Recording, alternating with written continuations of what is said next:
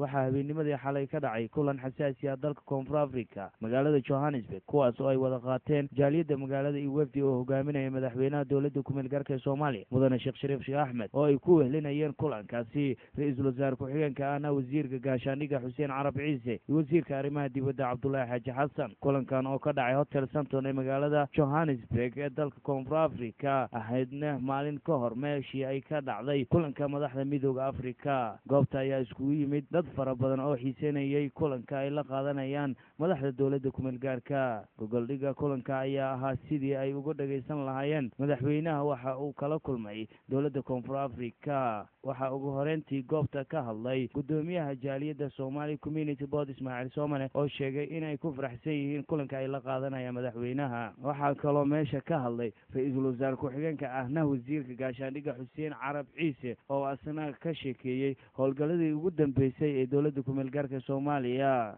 Xuseen Carab Ciise oo khudbadiis markii ugu dambeysay ku soo dhaweeyay mikrofoonka madaxweynaha dowladda ku meel gaarka Soomaaliya Sheekh Shariif Sheekh Axmed madaxweynaha oo ka sheekeeyay waxay kala kulmeen dowladda Koonfur Afrika waxa uu sheegay inay dalkani wax badani loogu qabtay ummadda qaxootiga ku ah wadankani madaxweynaha ayaa ugu bishaareeyay in ummadda Soomaaliyeed loo ogolaaday inay safaarad ka furtaan wadankani madaxweynaha ayaa sheegay in wixii caawa ka dambeeya oo ahayd habeennimadii xalay Soomaalida Koonfur Afrika ay leeyihiin safaarad waa kan madaxweynaha oo ka sheekeynaya arrimahaas oo idil bismillah walhamdulillah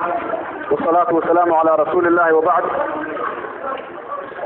ku-xigeenka ra'iisul wasaarahana wasiirka gaashaandhigga wasiirka arrimaha dibadda xildhibaanada sharafta leh madaxda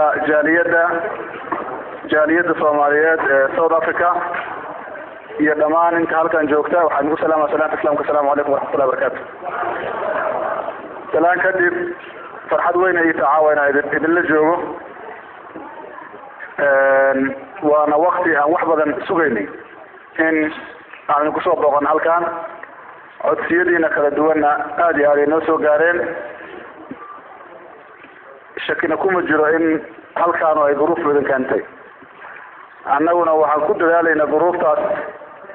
inaan ka dhigno mid idin soo jiida karta oo dib iyo soo celi karta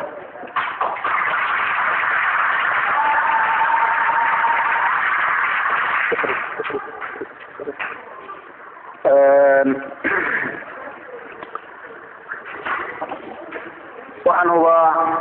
in mas-uuliyad ayna wada saaran tahay qof walba Soomaaliyana mas-uuliyaddaas uu dareemaya 20 sano lasoo dhaafay